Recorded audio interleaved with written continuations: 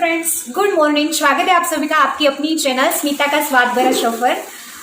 Sunday का दिन है और मौसम बड़ा सुहाना हो रखा है क्योंकि बारिश की सीजन चल रही है और मौसम बड़ा ही बढ़िया हो रखा है।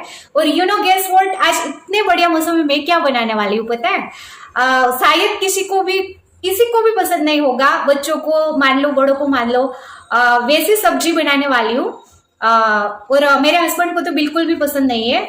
भरवे करेले बनाने वाली हूँ, बट मैं आज कुछ ऐसा यूनिक और इंटरेस्टिंग तरीके से बनाने वाली हूँ कि शायद वो आज अपनी उंगलियां चाट कर वो सब्जी खा जाए। सो एकदम ही डिफरेंट तरीके से और इजी वे से स्वादिष्ट और बढ़िया भरवा करेला बनाने वाली हूँ। सो विदाउट वेस्टिंग टाइम, हमें भरवा करेला बनाने के लिए कौन कौन से इंग्रेडिएंट्स चाहिए वो हम देख लेते हैं। तो गाइस, भरवे करेले भरने के लिए जो स्टफिंग में बनाने वाली हूँ उसके लिए पहले तो मुझे ये सारे मसाले ड्राई रोस्ट करने पड़ेंगे।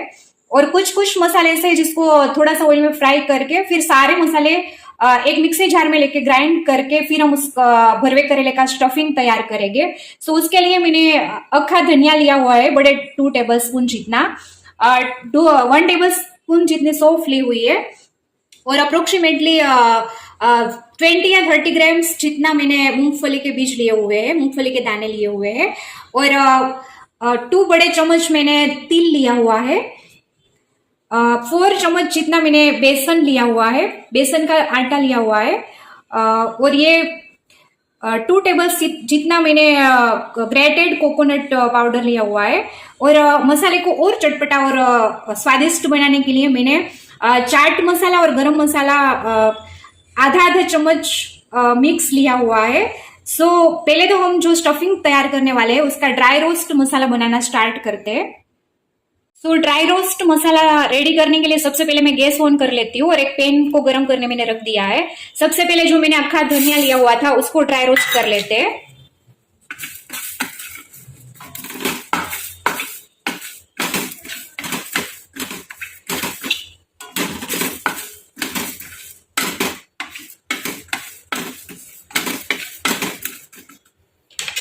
वो थोड़ा सा रोस्ट हो जाए उसके बाद उसमें सौंफ डाल देते हैं।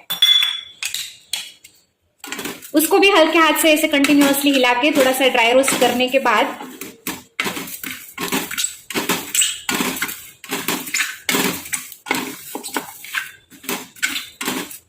जब भी आप धनिया और सौंफ को ऐसे ड्राई रोस्ट करोगे तो आपको सौंधी सौंधी सी खुशबू आने लगेगी।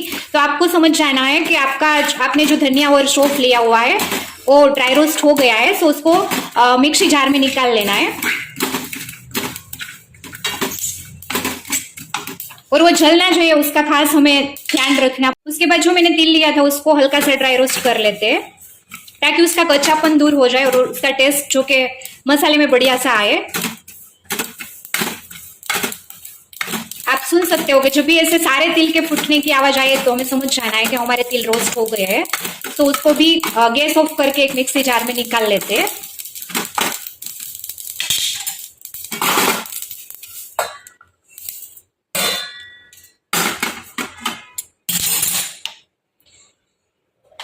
उसके बाद उसी पैन में 2 टेबल जितना ऑयल हमें ले लेना है।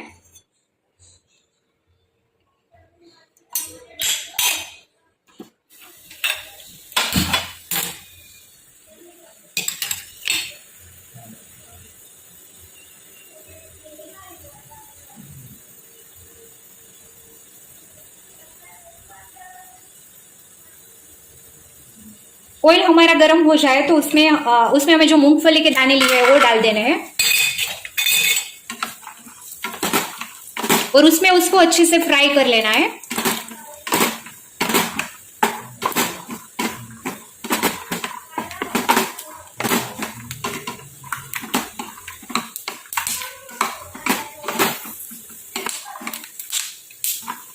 जब भी आप देख सकते हो उसके छिलके निकलने लगे अपने आप ही, तो आपको समझ जाना है कि हमारे मूंगफली के दाने भी अच्छे से फ्राई हो गए हैं। सो गैस ऑफ करके सारा ऑयल ऐसे छान कर मूंगफली के दाने को भी हमें पीस लेना है। सो उसको भी हमें मिक्सी जार में ट्रांसफर कर लेना होगा। उसी पैन में जो मूंगफली के दाने हमने निकाल लिए थे वो ऑयल बचा हुआ है, सो उसमें हमें करी पत्ते 10 बार करी पत्ते मैंने लिए हुए हैं, उसको फ्राई कर लेना है अच्छे से।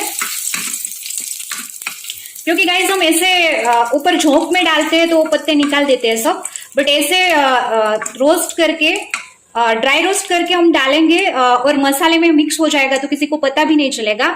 और ये एंटीऑक्सीडेंट्स से भरपूर है, सो इसके अनलिमिटेड फायदे हैं।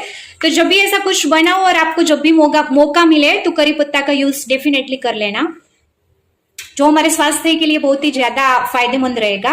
सो ये सारे लीव्स फ्राई हो चुके हैं, सो मैं उसको भी मिक्सी जार में ट्रांसफर कर लेती हूँ। सारे इंग्रेडिएंट्स हमने ड्राई रोस्ट कर लिए हैं और जो मसाला बनाना है वो मिक्सी ग्राइंडर में हमने निकाल लिया है। अभी इसी ऑयल जो बचा हुआ है उसमें हम बेसन को भून लेते हैं, बेसन के आटे को अच्छे से भून लेते हैं।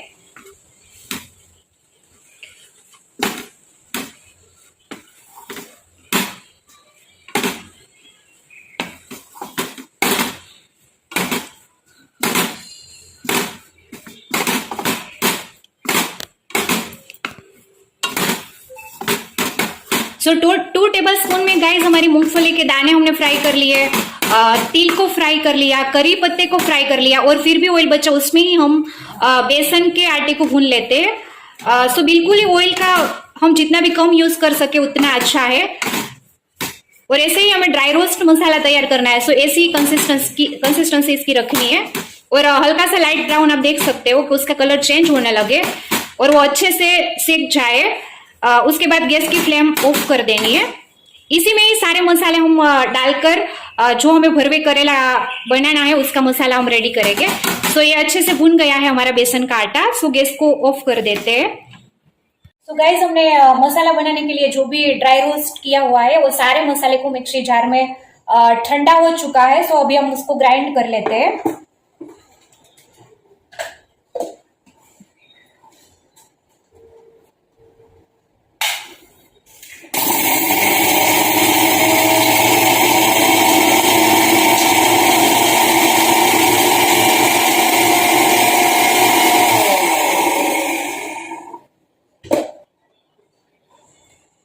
एक बार चला के चेक कर लेना है कि हमारा मसाला बन के रेडी हो गया है कि नहीं।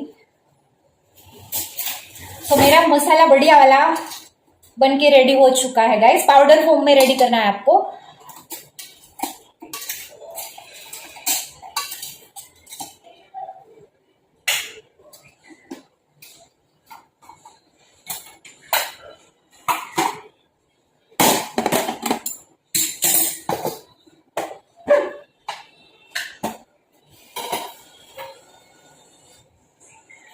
तो जो बेसन हमने भुना हुआ था उसी में ये सारा ड्राई रोस्ट किया हुआ मसाला भी डाल देते हैं।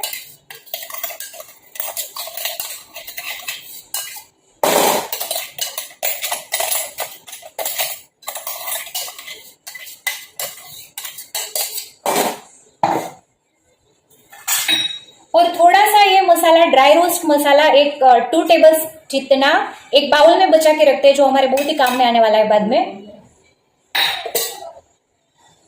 और अभी इसमें हम सारे मसाले कर लेते हैं। जो मैंने चाट मसाला पाउडर और गरम मसाला पाउडर लिया हुआ था वो ऐड कर देती हूँ, और ग्रेटेड कोकोनट छीन लिया हुआ था वो ऐड कर देती हूँ।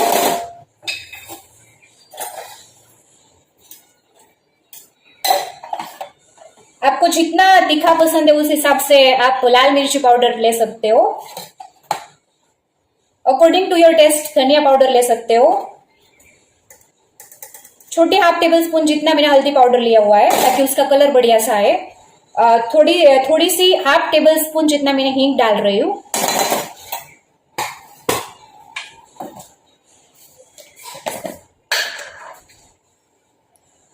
और अकॉर्डिंग टू टेस्ट मैं सोल्ट डाल रही हूँ।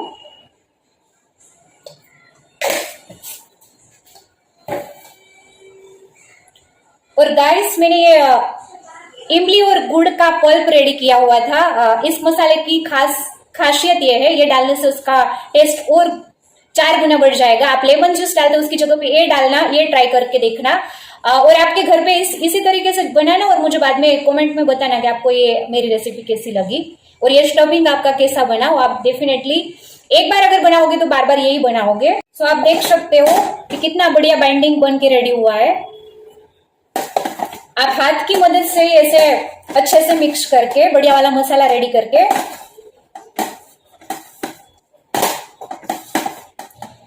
जो मैंने करेले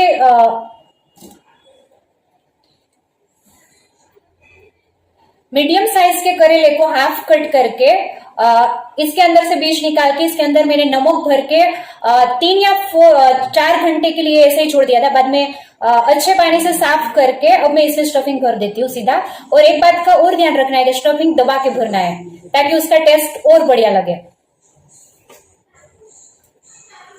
सो हाथ से ही मैं ऐसे इसके अंदर स्टफिंग कर देती हूँ दबा के ऐसे।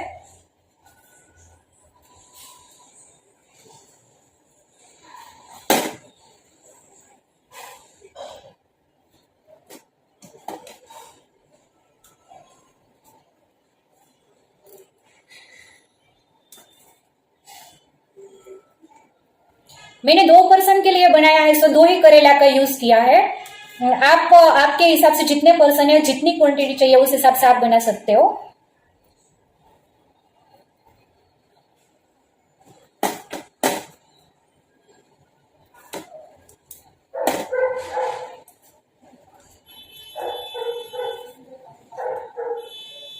और गाइस ये ड्राई रोस्टेड मसाला जो हमने बनाया हुआ है उसको एक एयरटाइट कंटेनर में भर के आप 1 वीक तक ऐसे ही एज इट इज स्टोर कर सकते हो। वापस आपको जब भी मन हुए करेला हमें भरवा करेला बनाना है तो आप आसानी से यूज कर सकते हो। गाइस मैंने सारे करेले भर कर रेडी करके रख दिया है और एक मीडियम साइज का पोटेटो मैंने छील कर ऐसे चिप्स बना के रख दिए ताकि अगर इनकेस कोई बच्चों को या किसी को करेला बिल्कुल ही पसंद नहीं है तो वो चिप्स भी आसानी से खा सकते हैं और इतनी टेस्टी और यमी बनेगी कि वो उंगलियां चाट कर खा ही जाएंगे। और ढक्कन ढककर उसको 10 या 15 मिनट तक हम इसको स्टीम करेंगे। उसके बाद उसको झोंक लगा के सब्जी रेडी करेंगे।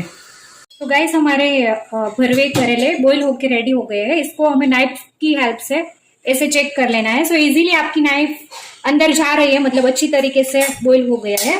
सो अब सिर्फ झोंक लगाने की देरी है, फिर हमारे करेले बनके रेडी।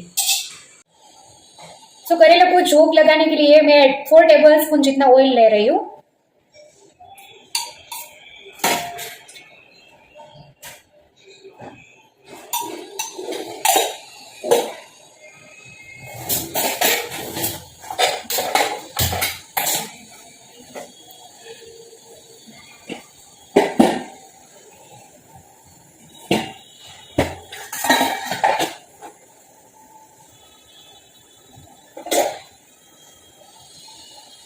ऑयल थोड़ा जैसे ही गर्म हो जाए तो उसमें हमें सारे खड़े मसाले डाल देने हैं। करेले को झोंक लगाने के लिए मैंने सारे खड़े मसाले डाल दिए। मस्टर्ड सीड डाल रही हूँ, करी लीव्स डाल रही हूँ, अक्खा जीरा डाल रही हूँ 1 टेबलस्पून जितना, हाफ टेबल स्पून हींग डाल रही हूँ, हाफ टेबल स्पून जितना हल्दी पाउडर डाल रही हूँ,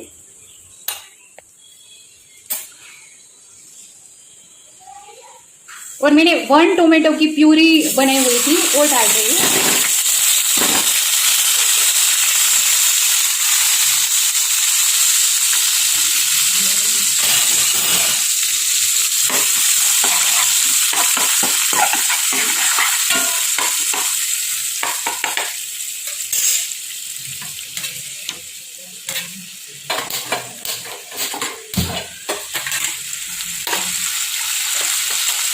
इसके बाद थोड़ा सा लाल मिर्च पाउडर डाल रही हूँ, थोड़ा सा धनिया पाउडर डाल रही हूँ,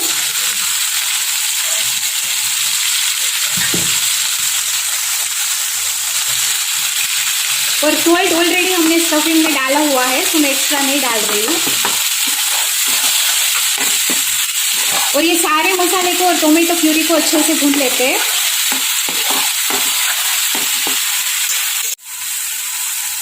इसी टाइम पे जो हमारा बचा हुआ था जो स्टफिंग का मसाला वो मैं बड़ा 3 टेबलस्पून जितना डाल रही हूँ।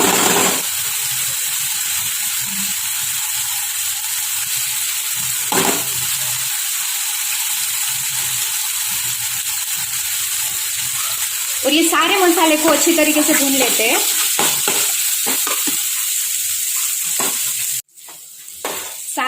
मसाले को अच्छी तरीके से पकाने के लिए और वो जले ना, इसीलिए मैं थोड़ा सा पानी डाल रही हूँ, 2 टेबलस्पून जितना।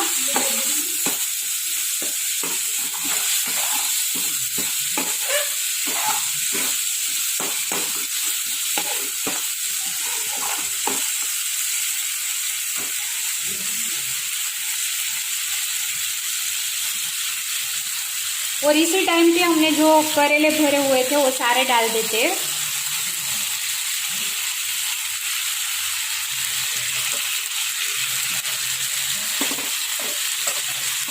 और सारी पोटैटो चिप्स जो बॉईल की हुई थी वो डाल देते हैं।